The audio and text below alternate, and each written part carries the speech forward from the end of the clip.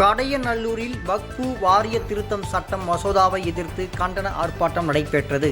தென்காசி மாவட்டம் கடையநல்லூரில் மத்திய அரசு கொண்டுவரும் வக்ஃபு வாரிய சட்டம் திருத்த மசோதாவை கண்டித்து தென்காசி மாவட்டம் தமிழ்நாடு தவ்ஹீத் ஜமாத் அன்பின் கடையநல்லூர் மணிகூண்டில் திடலில் வைத்து நடைபெற்றது. கண்டன ஆர்ப்பாட்டமானது மாவட்ட தலைவர் அப்துல் சலாம் தலைமையில் நடைபெற்றது. இதில் பெண்கள் உட்பட சுமார் 400க்கும் மேற்பட்டோர் கலந்து கொண்டு கண்டன கோஷங்கள் மற்றும் பதாகைகளை ஏந்தியும் கோஷங்களை எழுப்பியவாறும் கண்டன ஆர்ப்பாட்டத்தில் ஈடுபட்டனர். தினமடை செய்திகளுக்காக தென்காசி மாவட்டம் செய்தியாளர் திருமலைக்குமார்.